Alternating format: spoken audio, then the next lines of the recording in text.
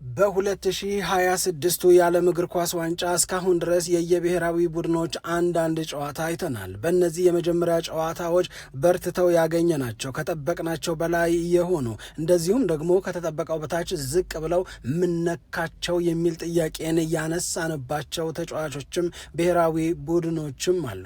ለምሳሌ ብራዚልን ብናነሳ በመጀመሪያው ጨዋታ ከሞሮኮ ጋር ያሳየችው እንቅስቃሴ የብራዚል ብሔራዊ ቡድን ከካርሎ አንቸሎቲ ጋር ሆኖ ያሳያል የተባለውን ጥንካሬ ሳናይ የቀረንበት ብራዚልን ከመምሰል ይልቅ አንድን የአውሮፓ ሀገር መስላ የቀረበችበት ይሄም በጣም ብዙ ሰዎችን ቅር ያሰኘ እንደነ ካዚሜሮ ያሉ ተጫዋቾች በጣም ከፍተኛ የተቃውሞ ድምፅ የተሰማባቸው ሆኖ አልፏል። በሌላ በኩል በሌሎቹ ብሔራዊ ቡድኖች ተጫዋቾች ላይ የታዩ ብርታቶች በቁጥር ተቀምጠዋል። ስለዚህ የመጀመሪያ ጨዋታዎች መደረጋቸውን ተከትሎ ቁጥሮች ማንን በየምን ብርታት ይገልጻሉ የሚለውን በዚህ ፕሮግራም ለማንሳት ጥረት እናደርጋለን። እንደነ ክርስቲያኖ ሮናልዶ ያሉ ተጫዋቾች ደግሞ በሁለተኛው ጨዋታ የበለጠ ተሻሽለው እንዲቀርቡና አሁንም ዓለም ተስፋ ባደረገው ልክ ሆነው ለብሔራዊ ቡድናቸውም ለራሳቸውም ይህ የ2026 የዓለም ዋንጫ በጥሩ ትዝታ የሚነሳ ሆኖ እንዲያልፍ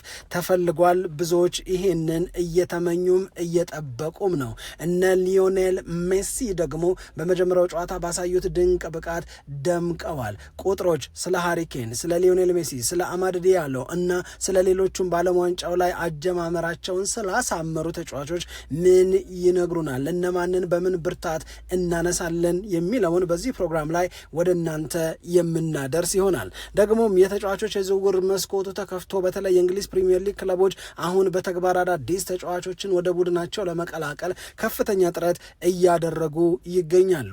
በእነዚህ 2 እና 3 ቀናት ስሙ በተደጋጋሚ የሚነሳው ከዝውውር ጉዳይ ጋር በተያዘ ራሱን ለማጠናከር ስለሚሰራቸው ስራዎች፣ ስላቀዳቸው እቅዶችና ከክለቡ ጋር ተያይዘው ስማቸው ስለሚነሱ ተጫዋቾች በተደጋጋሚ እየተነሳ የሚገኘው 2025-26 የውድድር ዓመትን የፕሪሚየር ሊግ ሻምፒዮን ሆኖ ያጠናቀቀው አርሰናል ነው።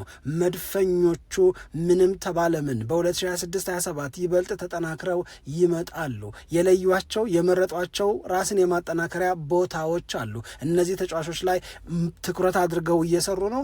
የትኞቹ ቦታዎች ላይ አርሰናል ራሱን ያጠናክራል የሚለው በጣም ግልጽ እየሆነ የመጣ ይመስላል። የግራ መስመር የማጥቃት እንቅስቃሴ ላይ ሴንትራል ሚድፊልደር፣ እንደዚሁም ደግሞ በቀይ መስመር በኩል ተከላካይን መግዛትና ዋና አጥቂ አርሰናልን እንዲቀላቀል ማድረግ ለአርሰናሎች እየሰሩ ነው። ስለዚህ አንድሪያ ቤርታ፣ አርቴታ እና እንደነ ጆሽ ክሮንኪ ያሉ ሰዎች እየተነጋገሩ የሚወስኗቸው ውሳኔዎች አርሰናልን የበለጠ ከፍ አርሰናልን የበለጠ ውጤታማ ያደርጋሉ ተብሎ እየተጠበቀ ይገኛል። አሁን ከጥቂት ደቂቃዎች በፊትም ስለ አርሰናል ስለ መድፈኞቹ አሪፍ ነገር ሰምተናል። አርሰናል ከፍ ያለ ዋጋ ከፍሎ የክለቡን የዝውውር ሪከርድም ሰብሮ አዲስ ተጫዋችን የራሱ ሊያደርግ ነው የሚል መረጃም ወጥቷል። ትሰሙታላችሁ። በሌላ በኩል በማንቸስተር ዩናይትድ ቤትም እንደዚሁ የሚሰሙ ነገሮች አሉ። ማርከስ ራሽፎርድን በተመለከተ ከፍተኛ የሚባል መለሳለስ ዩናይትድ ቤት እየታየ ነው። በተደጋጋሚ ስናነሳ እንደነበረው ማይክል ካሪክ ከራሽፎርድ ጋር እየተነጋገሩ እያወሩ በድጋሚ ማንቸስተር ዩናይትድን በተጫዋችነት ሊያገለግል የሚችልበት እድል ስለመኖሩ ሀሳቦችን ወደ እናንተ ስናደርስ ነበር። ዛሬም ተረኛ ሆነው የማንቸስተር ዩናይትድን ጉዳይ እንዲዘግቡ በቢቢሲ የተቀጠሩ የቀድሞ የማንቸስተር ዩናይትድ ተጫዋቾች ለማርከስ ራሽፎርድ በድጋሚ እድል መስጠት ልክነት እንጂ ስህተት አይደለም ይላሉ። ለዚህ የሚያስቀመጡት ምክንያት አለ። እሱንም ተሰሙታላችሁ። ለማንኛውም እንደነዚህ ያሉ ጉዳዮችን እያነሳን የተወሰኑ ደቂቃዎችን ከእናንተ ጋር ልናሳልፍ ነው የመጣ ነው። እናንተም ይህንን ሸገር ስፖርት ዊዝ አበበ ግደይ የዩቲዩብ ቻናላችንን ሰብስክራይብ አድርጉ፣ የደውል ምልክቱን ተጫኑት፣ ሊንኩን ለሌሎች አጋሩ፣ በተከታዮች ብዛት እንጨምር፣ እንደዚሁም ደግሞ የምንሰራቸው ፕሮግራሞች ብዙ ሰዎች ጋር መድረስ ይቻሉ እንላለን። በዚህ መንገድ ለደገፋችሁን ለእናንተ ለሁላችሁም ምስጋናችን ይድረሳችሁ እንላለን። ከልብ እናመሰግናለን። የመጀመሪያ ጉዳያችን እንደው አጠር አድርገን መንገር ካለብን ሰምተነው የገረመን ገርሞን ለእናንተ ማጋራት የፈለግነው ነገር አንድ በመታመን ደረጃ የሚታመን በሚጽፋቸው ጽሁፎች ከበሬታን ያገኘ አንድ ጋዜጠኛ በዣቪ አሎንሶ እና በቼልሲ መካከል ስላለ ነገር የሆነ ነገር ጻፈ። የእውነት ለመናገር የተጻፈው የተነገረው የተገለጸው ነገር አሲቲዝ እንዳለ አምኖ መቀበል በጣም አስቸጋሪ ነው የሚሆነው። ከሆነ ደግሞ ትርጉሙ ለዣቪ አሎንሶ ደስ የሚያሰኝ አይመስለኝም። ለማንኛውም በቼልሲ በኩል ኩኩሪያን ለሪያል ማድሪድ አሳልፎ የመስጠት ከዚህ ተጫዋች ዝውውርም ገንዘብ ማግኘት ገንዘብ መስራት ተወስኖ ኦልሬዲ ተፈጻሚ የተደረገ ነገር ነው። ኩኩሪያ እንደውም ምንም አላመዛዘንም አሉ። ሪያል ማድሪድ ይፈልጋል፣ ሪያል ማድሪድን እንድትቀላቀል ተወስኗል። በቼልሲና በሪያል ማድሪድ መካከል ያንተን ዝውውር በተመለከተ ስምምነቱ ተጠናቋል ሲባል ሪያል ማድሪድን በተመለከተ አላወጣም፣ አላወረደም፣ አላሰበም፣ አላመዛዘንም። ባንዴና ወዲያው ነው ኩኩሪያ የሪያል ማድሪድ ተጫዋች መሆንን የተቀበለው። ታዲያ ይህንን አይነት የዝውውር መረጃ መጀመሪያ ሰበር ብለው በማውጣት ብሬኪንግ ኒውስ ወይም ሰበር መረጃ ብለው ሂር ዊ ጎ ብለው በመግለጽ የሚታወቀው ፋብሪዚዮ ሮማኖ ነው። ስለዚህ ፋብሪዚዮ ሮማኖ ሆነ፣ ተከናወነ፣ ተደረገ ብሎ ኩኩሪያ ሪያል ማድሪድን ለመቀላቀል መስማማቱን ስምምነቱን በቼልሲና በማድሪድ መካከል መጠናቀቁን ሲያበስር ሁላችንም ጋር በስልክ ሊመጣ ይችላል። ይሄ መረጃ ኖቲፊኬሽን ካስጋ ካለው ይመጣል። ፋብሪዚዮ ሮማኖ አዲስ መረጃ ሲያወጣ ማለት ነው። እና ልክ እንደኛ ሁሉ የቼልሲው አዲስ አሰልጣን ዣቪ አሎንሶ ከኛ እኩል ነው ኩኩሪያ ወደ ሪያል ማድሪድ እንዲገባ መወሰኑንና በሪያል ማድሪድና በቼልሲ መካከል ስምምነቱ እንደተጠናቀቀ ከፋብሪዚዮ ሮማኖ ነው የሰማው ነው የሚለው እና ይሄ የዣቪ አሎንሶን ስሜት ወዴት ሊወስደው ይችላል?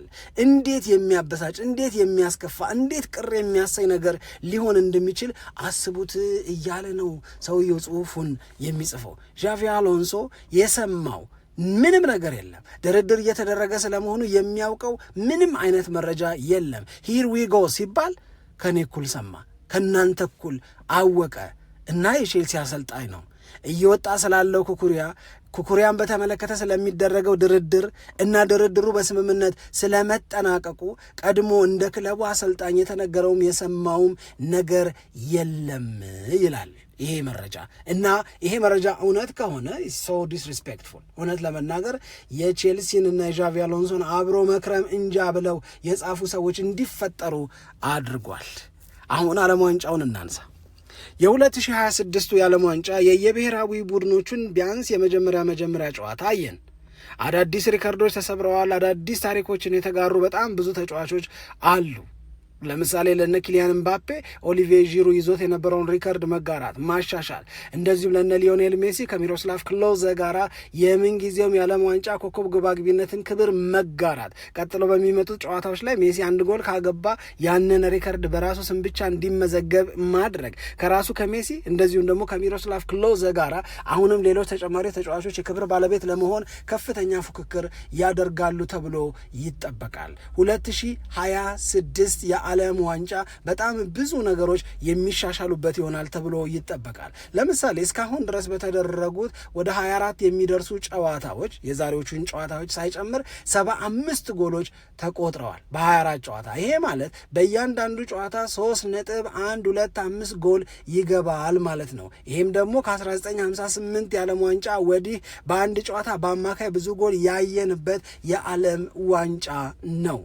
አንድ አስተያየት ይሰጥ ነበረ የዓለም ዋንጫው ሊጀመር አካባቢ እና ፊፋ በ48 ብሔራዊ ቡድኖች መካከል ነው ውድድሩ የሚካሄደው ሲል 48 ሲደርስ ቁጥሩ የእግር ኳስ አቅማቸው ደካማ የሆኑ ብሔራዊ ቡድኖችም ወደ ዓለም ዋንጫው ያልፉና ዓለም ዋንጫው በማይመጣጠኑ ብሔራዊ ቡድኖች መካከል ፉክክር የሚደረግበት ወይም ጨዋታ የሚደረግበት ይሆናል ተብሎ ተገምቶ ነበር።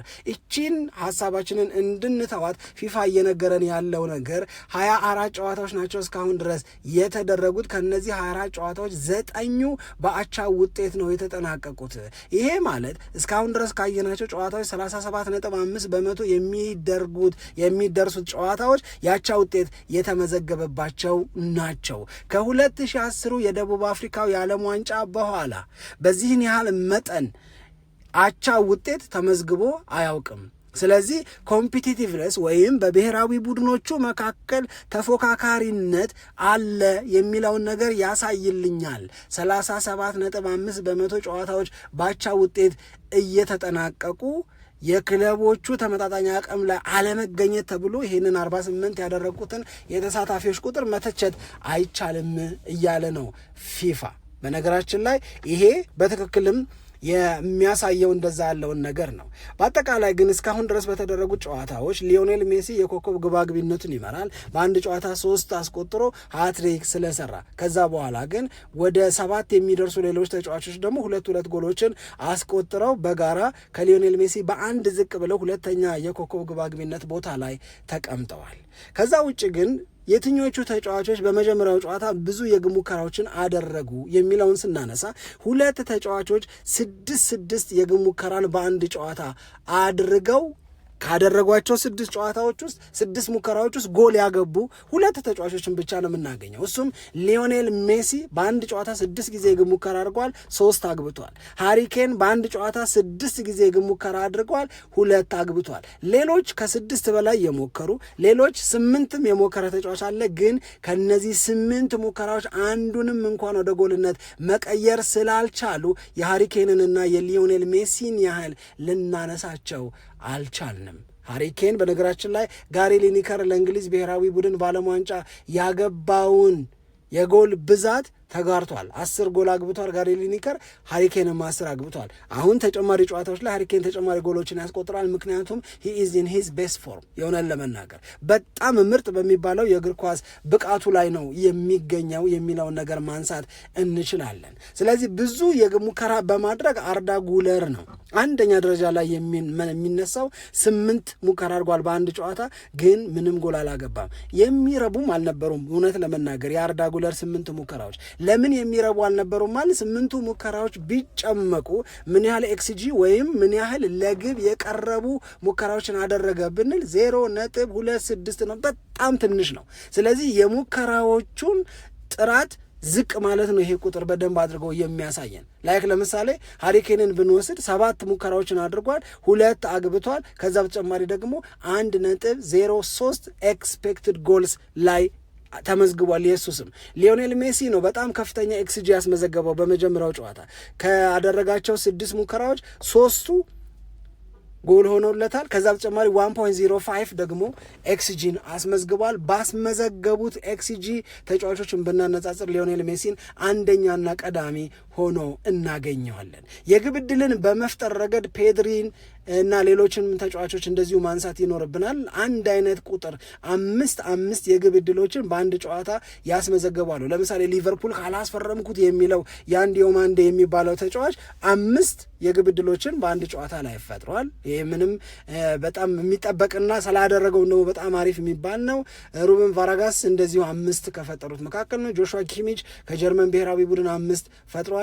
ኢምቦሎ እንደዚሁ 5 የግብ ዕድሎችን የፈጠሩ ናቸው። እነዚህ የግብ ዕድሎች ግን አሁንም ቅድም እንዳነሳ ነው ተመሳሳይ ኤክስጂ ያላቸው ማለት አይደለም። ኤክስጂ ማለት ለጎል የቀረቡ ሙከራዎች ከሆኑ ኤክስ አሲስት የሚባሉ ደግሞ ለአሲስት የቀረቡ የግብ ዕድሎች ኦልሞስት አሲስት ሊባሉ የሚችሉ ለዛ የቀረቡ የተቀበለው ተጫዋች ጎል አላደረጋቸውም እንጂ አሲስት አደረገ ሊባልላቸው የሚችሉ ናቸው። የፔድሪ ከዚህ አንጻር በጣም የሚደንቅ ነው ተብሎ ነው የሚነሳው። እንግዲህ ፔድሪ የተጫወተው ከኬቨርዴ ጋራ ነው። ኬቨርዴ በረኛውን ምን ያህል እንዳደነቅ ነው። በዛ ጨዋታ ላይ ስፔን 23 ሙከራዎችን እንዳደረገች ጎል ማስቆጠር ግን ሳትችል እንደቀረች የምናስታውሰው ነው። የበጣም ክሬቲቭ የሆነው ተጫዋች አማድ ዲያሎ ነው ተብሏል። በጣም የሚገርም ድሪብሊንግ ስኪል ነው የነበረው እሱ 7 ድሪብሎችን አድርጓል። ከ7ቱ 6ቱ የተሳኩ ናቸው። ይሄ ማለት 86% የሞከራቸው ድሪብሊንጎች የተሳኩ ውጤታማ የነበሩ ናቸው። ጃማል ሙሲላ እንደዚሁ ከጀርመን ብሔራዊ ቡድን 5 ድሪብሊንግ ሞክሮ 4ቱ ተሳክቶለታል። 80% ውጤታማ ነበረ ብለን ማንሳት እንችላለን። ከዛ ውጭ ግን በጣም ጥሩ የሚባለው ዱዌሎችን በማሸነፍ አንደኛ ደረጃ ላይ የሚነሳው ጂዮቫኒ ራሞስ የሚባለው ተጫዋች ነው። እንደዚሁም ደግሞ እዚህ ውስጥ እንደነ ዶስኪ እንደነ ሪቼ ላሪያ እንደዚሁ እዚህ ውስጥ የሚጠቀሱ ናቸው። በጣም ጥሩ የሚባሉ ዱዌሎችን የማሸነፍ ቁጥሮችን አስመዝግበዋል። ይሄ የ2026 የዓለም ዋንጫ የየብሔራዊ ቡድኖቹን የመጀመሪያ ጨዋታ ከግምት ውስጥ አስገብተን የወጡትን የቁጥር መረጃዎች ወደ እናንተ ስናደርስ ነው። ዝውውርን በተመለከተ አሁንም ማንቸስተር ዩናይትድን እናስቀድም። ማንቸስተር ዩናይትድን በተመለከተ በማርከስ ራሽፎርድ ዙሪያ በጣም ጎልቶ የሚታይ በግልጽ ማንም እየተረዳው የመጣው መለሳለስ እየታየ ነው። ይህንን መለሳለስ ምን አመጣው? አንድ የካሪክ ፍላጎት፣ ካሪክ ለማርከስ ራሽፎርድ በድጋሚ እድል መስጠት እና ማርከስ ራሽፎርድ በሚሰጠው እድል ተጠቅሞ የተጠራጠሩትን የወቀሱትን ሰዎች ማሳመን መቻል አለበት ብሎ ያምናል። እንዲህ ያለ ራሱን የበለጠ መግለጥ፣ ራሱን ማሳመን እና ሰዎች ገፍተውት እንዳይቀሩ ይልቁንም እንዲቀበሉት ማድረግ የሚፈልግ ከሆነ እድል ይገባዋል ብሎ ያምናል። ስለሚያምንም በተደጋጋሚ ማርከስ ራሽፎርድን ለማሳመን ለማግባባት የእሱን ሀሳብ ለመረዳት እና የራሱን ሀሳብ ደግሞ ለመግለጽ ካሪክ እያወራው ነው። ይህንን በተደጋጋሚ አንስተናል። ሁለተኛው ካሪክ መፈለጉና እንዲህ ያለ ድል መስጠቱ ተገቢ ነው ብሎ ማመኑ ብቻ ሳይሆን ማርከስ ራሽፎርድ የእውነት ለመናገር 2025/26 የውድድር ዓመት አሪፍ ጊዜ ነው ያሳለፈው በባርሴሎና። ግን የእሱ አሪፍነት ከማንቸስተር ዩናይትድ ክብር አይበልጥም፣ ማንቸስተር ዩናይትድ ላይ ያሳያቸው ነገሮች በሙሉ ልክ አይደሉም የሚል አቋም ስለተያዘ ነው እንጂ ጉብዝናው ተጠልቶ ወይም ጉብዝናውን ካለመረዳት አይደለም። ስለዚህ አቲቲዩዱ ካልተስተካከለ በስተቀር አሁንም ማንቸስተር ዩናይትድን ቢቀላቀል በድጋሜ ከሚያስተካክለው ነገር ይልቅ የሚረብሸው ነገር ይበልጣል የሚል ስጋት ያላቸው ሰዎች አሉ። አሁን ዛሬ ሪዮ ፈርዲናንድ አንድ ነገር ተናገረ። በእኔ እምነት ይላል ሪዮ ፈርዲናንድ፣ ማርከስ ራሽፎርድ የገባው ይመስለኛል አሁን ለመማር ለመረዳት፣ እንዲህ እኮ ግን መሆን የለበትም ብሎ ወደኋላ ሄዶ ትንሽ አስታውሶ ወደኋላ ሄዶ ያስታወሰውን ነገር እንደ ጥሩ ግምገማ አድርጎ ግን እኮ እንዲህ መሆን አልነበረበትም የሚል ትምህርትን የሚወስድ ከሆነ ለማንቸስተር ዩናይትድም ለማርከስ ራሽፎርድም መጪው ጊዜ አብሮ በመሆን የበለጠ አሪፍ ይሆናል ብሎ ያምናል። ዋናው ተገቢውን ሌሰን ማርከስ ራሽፎርድ መውሰዱን ማረጋገጥ ነው። ያንን ሌሰን እንደወሰደ ከተረጋገጠ ከማርከስ ራሽፎርድ የሚገኝ ጥቅም ማንቸስተር ዩናይትድን በሜዳ ውስጥ ጉዳይ የበለጠ ከፍ ያደርገዋል፣ የበለጠ ውጤታማ ለመሆን የሚያደርገውንም ጥረት ያግዘዋል እያለ ሪዮ ፈርዲናንድ እንዲህ ያለውን ነገር ይናገራል። ስለዚህ የሪዮ ፈርዲናንድ አስተያየት በካሪክ ጥረት ላይ ሲደመር ማርከስ ራሽፎርድን በተመለከተ ዩናይትድ ቤት ያለውን መለሳለስ እድል ለመስጠት ያለው መንደርደር በደንብ አድርጎ ያሳያል። ግን ማንቸስተር ዩናይትድ እንደነዚህ ያሉ ጥረቶችን እያደረገም ከማንቸስተር ሲቲና ከሊቨርፑል ውጭ ላሉ ክለቦች 40 ሚሊዮን ፓውንድ እስከከፈሉ ድረስ ማርከስ ራሽፎርድን መውሰድ ይችላሉ፣ በእኔና በሱ ስምምነት ውስጥ እንዲህ ያለ ክሎዝ አለ ብሎ ማንቸስተር ዩናይትድ ልጁን በ40 ሚሊዮን ፓውንድ ለመሸጥ ደግሞ ዝግጁ ነው። እስከ መጨረሻው የሚደረገው መነጋገር መወያየት ፍሬ ማፍራቱ እስኪረጋገጥ ድረስ ምንም ጥያቄ የለውም። አሁን ሁለት ፈተናዎች አሉ። አንድ 40 ሚሊዮን ፓውንዱን ለማርከስ ራሽፎርድ መክፈል አሁን ለተጫዋቾች ዝውውር ከሚወጣው ዋጋ ከሚጠራው የዝውውር ዋጋ አንጻር ምናምን ስንመለከተው ውድ አይደለም። ነገር ግን የማርከስ ራሽፎርድን ዝውውር አስቸጋሪ የሚያደርገው 325,000 ፓውንድ የደሞዝ ስምምነት አለው ከማንቸስተር ዩናይትድ ጋር። 21 ያህል ክለቦች የእሱ ፈላጊዎች ናቸው። ማርከስ ራሽፎርድ ደሞዝ ለመቀነስ የሚስማማ ከሆነ ሊወስዱት ዝግጁ ናቸው። ማርከስ ራሽፎርድ ያንን ይወስናሉ፣ ሌላ ጥያቄ ነው። ከነዚህ 21 ክለቦች ውስጥ ግን የተወሰኑት 325,000 ፓውንዱንም ቢሆን ከፍለው ለመውሰድ ፈቃደኝነት አላቸው። ይሄንን ማንቸስተር ዩናይትድ ያውቃል። ስለዚህ ማንቸስተር ዩናይትድ ምን ይላል? የዚህን ተጫዋች ጉዳይ መጀመሪያ ለራስ በሚጠቅም መንገድ ለማየት ካልሆነ ግን ካሉት አማራጮች አንዱ ጋር ተስማምቶ ገንዘብ ተቀብሎ መሸኘት ይፈልጋል። ማዋስ የሚባለውን ነገር መስማት አይፈልግም። ቢፈልግ ኖሮ ማንቸስተር ዩናይትድ ይህንን የውሰት ጥያቄ ባርሴሎናም ጠይቆት ነበረ። ከዛ ውጭ ግን ለቢቢሲ የሚጽፈው ስቶን የሚባለው ሰውም ማንቸስተር ዩናይትድ የማርከስ ራሽፎርድን የውድድር ዓመት ስኬት አሁን በደንብ እያጠናው በደንብ እየተረዳውና እያወቀው መጥቷል። ስለዚህ በማንቸስተር ዩናይትድ የባርሴሎና ቆይታው እንዴት ነበር የሚለው ነገር እየተገመገመ ነው። አዘ ሴም ታይም ደግሞ ለእንግሊዝ ብሔራዊ ቡድን በወዳጅነት ለእንግሊዝ ብሔራዊ ቡድን ትላንት ከክሮኤሽያ ጋር በተደረገው ጨዋታ ተቀይሮ ገብቶ የነበረውን ተጽዕኖ የማንቸስተር ዩናይትድ ሰዎች በበጎ አይተውታል ይላል ይህንን ጽሁፍ በቢቢሲ ላይ ያቀረበው ሰው። ስለዚህ ማርከስ ራሽፎርድን በተመለከተ ያጠፋቸው የሰራቸው ስህተቶች፣ ወስዷቸው የነበሩት የተሳሳቱ አቋሞች፣ ያንጸባረቃቸው ልክ ያልሆኑ ነገሮች እንዳሉ ሆነው ነገር ግን ደግሞ ለመታረም እድል የማይሰጥበት መሆን የለበትም። አሁን የዩናይትድ ሰዎች በአብዛኛው ትኩረት እያደረጉ ያሉት እዚህ ልጅ ላይ የሚሰሩ ስራዎች ማንቸስተር ዩናይትድን በሜዳ ውስጥ ጉዳይ ውጤታማ ያደርጉታል ወይስ አያደርጉትም፣ ባርሴሎና ቤት ያደረገውን በእንግሊዝ ብሔራዊ ቡድን እየፈጠረ ያለውን ተጽዕኖ እና የሚገኝበትን ድንቅ ብቃት ዩናይትድ ሊጠቀምበት አይገባም ወይ የሚል የውይይት ሀሳብ ከፍቶ ነው ጽሁፉን የሚጨርሰው። ማርከስ ራሽፎርድ የእንግሊዝን ብሔራዊ ቡድን አገልግሎ በዓለም ዋንጫው ከጨረሰ በኋላ ለሁሉም ዓለም ዋንጫ ላይ ለቆዩ ተጫዋቾች የ3 ሳምንት ረፍት የመስጠት ግዴታ አለባቸው ክለቦቹ። ያንን ረፍት ሰጥተውት ሲመለስ ወደ ዩናይትድ ቤት ይመለሳል። ከዛ በኋላ ወይ ይሸኙታል ገንዘብ ተቀብለው ወይም ደግሞ ከራሳቸው ጋር ያከርሙታል ተብሏል። ማንቸስተር ዩናይትድ ማርከስ ራሽፎርድን በማቆየት ወይስ በመሸኘት ነው የበለጠ የሚጠቀመው? የበለጠ ልክ የሚሆነው የቱን ሲያደርግ ነው የሚለውን ንገሩ። መድፈኞቹን በተመለከተ 1-2 አሪፍ መረጃዎች አሉ። የመጀመሪያው ወሬ የሚሆነው ልጁም አርሰናልም ልጁን በከፍተኛ ደረጃ ፈልገዋል የተባለው ለዛሬ ብቻ ሳይሆን ለነገም ጭምር የሚያዋጣና ትርፋማ የሚያደርግን ዝውውር አርሰናል ሊያከናውን ነው ተብሏል። ይሄንን ዝውውር አርሰናል የሚጨርስ የሚያጠናቅቅ ከሆነ ምንም እንዳትጠራጠሩ ለአርሰናል በጣም አሪፍ ነው። ልጁ ጩጬ ነው። ይህንን ጩጬ ሞንጋ የሚባል የሌስተር ሲቲን ተጫዋች አርሰናሎች እጅግ በጣም ከምታስቡት በላይ ወደውታል። አርሰናሎች ብቻ አይደሉም የወደዱት፣ በጣም ብዙ ሌሎች ክለቦችም አይናቸውን አሳርፈውበታል። ክለብ የሌላቸው በክለብ ጉዳይ ላይ የማይወስኑ የተጫዋቾችን ጉብዝና፣ ወቅታዊ አቋም፣ ጥንካሬያቸውን፣ በጎ ነገራቸውን እየመዘኑ በልጆቹ ላይ ሪፖርት የሚያወጡ ባለሙያዎችም በኦስማን ደምቤሌ ልክ ሊመጣ የሚችል ተጫዋች ነው ይሉታል። ልጁ ገና 16 ዓመቱ ነው፣ ግን በቅርቡ 17 ዓመት ይሞላዋል።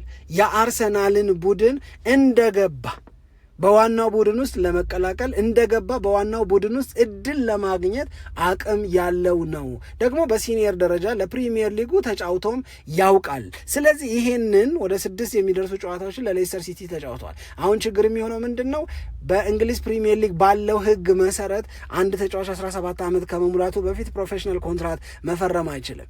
ይሄንን ከግምት ውስጥ አስገብቶ ሌስተር ሲቲ በሱና በሞንጋ መካከል ጥሩ ግንኙነት እንዲኖር አድርጎ አስፈርሞታል። ስለዚህ አርሰናል ከሌስተር ሲቲ ጋር መነጋገር፣ መደራደር እና ዝውውሩን መጨረስ መቻል አለበት። ልጁ በአርሰናል እንደሚፈለግ ካወቀበት ጊዜ ጀምሮ የመሄድ አርሰናልን የመቀላቀል የአርሰናል ተጫዋች የመሆን ጉጉቱ በጣም ከፍተኛ በሚባል ደረጃ ነው የጨመረው። ስለዚህ ይሄንን ልጅ የራስ ለማድረግ በአርሰናል በኩል ቁርጠኝነት አለ። እንደውም አሁን ይሄንን መረጃ ወደ እናንተ እያዘጋጀን ባለንበት ሰዓት ላይ አርሰናል ኦፊሻሊ ለሌስተር ሲቲ ገንዘብ አቅርቦ ጥያቄ ጠይቋል ነው። ይሄ ጥያቄ በሌስተር ሲቲ እና በአርሰናል መካከል ስምምነትን ሊፈጥር እድል ያለው ነው። አርቴታም አንድሪያ ቤርታም እንደዚሁም ደግሞ እንደነ ጆሽ ክሮንኬ ያሉት ሰዎችም የዚህ ተጫዋች አርሰናልን መቀላቀል በበጎ የሚያዩት መሆን አለበት ብለው የሚያምኑበት ነው። ስለዚህ ሞንጋ የሚባለውን የሌስተር ሲቲ ተጫዋች የነገውን ኦስማን ደምቤሌ አርሰናል የራሱ ሊያደርግ እየለፋ ነው። በእኔ እምነት አንድም ውድ አይደለም፣ ሁለትም የልጁን አጠቃላይ ጉብዝና እና ውስንነቶቹ የቱ ጋር ነገር ነው ድክመት ያለበት የሚለውን ሪፖርቱን ብታዩ ይህን ልጅ ለመግዛት አርሰናል መወሰኑን ታደንቃላችሁ። በጣምም ደግሞ ትክክል እንደሆነ ትረዳላችሁ። ሁለተኛው ጉዳይ የሚሆነው አርሰናል 112 ሚሊዮን ፓውንድ የተጠየቀበትን ተጫዋች ለማስፈረም ዝግጅቱን ጨርሷል። ይሄ ለእኔ በጣም አሪፍ የምለው ዝውውር ነው የእውነት ለመናገር። ዞሮ ዞሮ አርሰናል ይሄንን ዝውውር መጨረስ መቻል አለበት። አርሰናል የሚፈልገውን ተጫዋች ሊቨርፑል ይፈልጋል። ነገር ግን አርሰናል ቤት ስጋት የለም። ምክንያቱም ተጫዋቹ የሚሆን ከሆነ አሁን ካለበት ክለብ ከፓሪስ ሳን ዠርማ ወጥቶ ወደ እንግሊዝ ፕሪሚየር ሊግ ለመሄድ የሚወስን ከሆነ መቀላቀል የሚፈልገው አርሰናልን ነው ተብሏል። ስለዚህ የአርሰናል ዋነኛ ታርጌት ከሚባሉት ቦታዎች አንዱ የመስመር ማጥቃት አቅምን ማሳደግ ነው። አርሰናል ያለምንም ጥርጥር ትሮሳርድንም ጋብርኤል ማርቲኔሊንም መሸኘት ይፈልጋል። ትሮሳርድ መጥፎ የውድድር ዓመት አላሳለፈም። ነገር ግን ከጥቂት ወራት በኋላ 32 ዓመት ይሞላዋል። ባለ 32 ዓመት ዕድሜ ሆኖ ትሮሳርድ የአምናውን አይነት እንቅስቃሴ የአምናው እንቅስቃሴ ትሮሳርድ ደና ነው እንበል እንጂ የግራ መስመሩ የአርሰናል በቀኝ መስመር በኩል ከነሳካ የሚገኘው አይነት አገልግሎት የሚገኝበት አይደለም።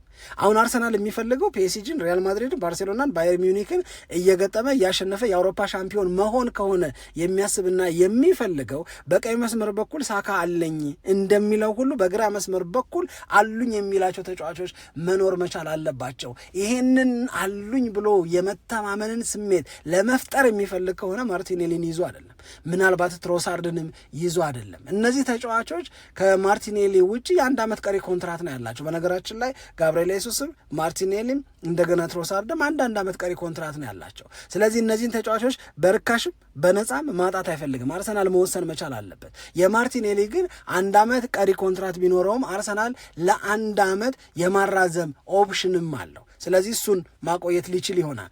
ከዛ ውጭ ግን እዚህ ቦታ ላይ ትልቅ ለውጥ መደረግ መቻል አለበት። የሚደረገው ትልቅ ለውጥ ነው በአርሰናል ቤት ትልቅ መሻሻልን የሚያመጣው። ትልቅ መሻሻል ማለት ፕሪሚየር ሊግን መድገም ማለት ነው። ትልቅ መሻሻል ማለት በአውሮፓ ቻምፒዮንስ ሊግ ከሁለተኝነት ወደ ሻምፒዮንነት ማደግ ማለት ነው። ለዚህ ነው የግራ መስመር አጥቂ ሆኖ የሚጫወተውን ባርኮላን አርሰናል ለማስፈረም ከፍተኛ ፍላጎት አለው የተባለው። ይሄ ተጫዋች በፓሪስ ሳን ዠርማ ቤት መቆየት አይፈልግም። ምክንያቱም ሃቪቻ እዛ ቦታ ላይ አይነኬ ነው። እሱ እያለ ለባርኮላ ተደጋጋሚ የሚባል የመሰለፍን እድል እንደማይሰጡ ታውቋል። እንደዛም ሆኖ በጣም የተገደበ የመጫወት እድል እየተሰጠውን ግን 13 ጎሎችን አስቆጥሯል። 10 ለጎል የሚሆኑ ኳሶችን ሰጥቷል። እንዲህ ያሉ ቁጥሮችን ፕሮዲውስ የሚያደርግ ሰው ስለሆነ አርሰናል የሚፈልገው ባርኮላን ለማስፈረም በጣም ከፍተኛ ጥረት እያደረገ ነው የሚገኘው። ማድረግ ብቻ ሳይሆን አርሰናል ወስኗል።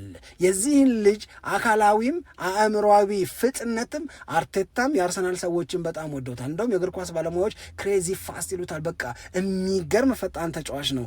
በፒኤስጂም አሁን ደግሞ በዓለም ዋንጫውም ፈረንሳይ ከሴኔጋል ጋር ስትጫወት ኤምባፔ 2 ጎል ሲያገባ ሌላውን ጎል ያገባው እሱ ነው። ሁጎ ኢኪቴኬ ነው በነገራችን ላይ ክሬዚ ፋስት ብሎ ባርኮላን የሚጠራው የሚያነሳው። ስለዚህ ይሄ ልጅ በእንግሊዝ ፕሪሚየር ሊግ የአርሰናልን ማሊያ እንዲለብስ ይፈለጋል። አርሰናል ደግሞ ፕሮሰሱን ጀምሮታል ባርኮላን ለማስፈረም። በነገራችን ላይ አርሰናልንና ከአርሰናል ጋር የተያዙ የዝውውር ጉዳዮችን ስናነሳ አንድ በተደጋጋሚ የሚጠቀስ ነገር አለ፣ የገንዘብ ጉዳይ ችግር የለውም የሚል። ያ ሁሉ ዘመን ታልፎ አርሰናል እንዲህ ባለ የእውነት ለመናገር ለደጋፊዎቹ መመካት በሚፈጥር መንገድ የገንዘብ ጉዳይ ኢሹ አይደለም ተብሎ የሚገለጽበት ደረጃ ላይ ደርሶ ስናይ ይሄ ነው መሆን ያለበት። ይሄ ነው ልክ እውነቱን ተቀብሎ ነው መኖር እና ያንን ኑሮ እየኖሩ ከነ ሲቲም ጋራ ከነ ሊቨርፑልም ጋራ ከነ ፒኤስጂ ከነ ሪያል ማድሪድና ባርሳ ባየር ሚኒክ ጋራ መፎካከር የሚችለው የሚል እምነት አለኝ። ስለዚህ ለዚህ ተጫዋች ዝውውር ፒኤስጂ ወደ 112.5 ሚሊዮን ፓውንድ ይፈልጋል። በፓውንድ ከሆነ ይሁን ይህንን በተወሰነ ደረጃ ተደራድሮ ማስቀነስ ይቻላል። 130 ሚሊዮን ዩሮ ቢከፈልም ችግር የለውም አይነት ስሜት ግን አርሰናል ቤት ተፈጥሯል ተብሏል። ለማንኛውም አርሰናልን፣ ዩናይትድን፣ ዓለም ዋንጫን፣ የክርስቲያኖ ሮናልዶን ጉዳይ በተመለከተ ክርስቲያኖ ሮናልዶን ያለመከረው ሐሳብ ያልሰጠበት ሰው የለም። እናም የሚያስገርምም በእኔ እምነት ተገቢም ያልሆነ በእኔ እምነት የሚያስደነግጥም መልስ ከተወሰኑ ሰዎች ክርስቲያኖ ሮናልዶን ለመከላከል ብለው ተናግረዋል። እሱን ይዘን እንመለሳለን። እናንተ ይሄንን የእኛን ቻናል ሰብስክራይብ አድርጉት፣ የደውል ምልክቱን ተጫኑት፣ ሊንኩን ለሌሎች ማጋራትንም አትርሱ እንላለን። ድጋፋችሁ አበርትቶናልና እናመሰግናለን። ሰላም ለእናንተ ይሁን። ኢትዮጵያ ለዘለዓለም ትኖር።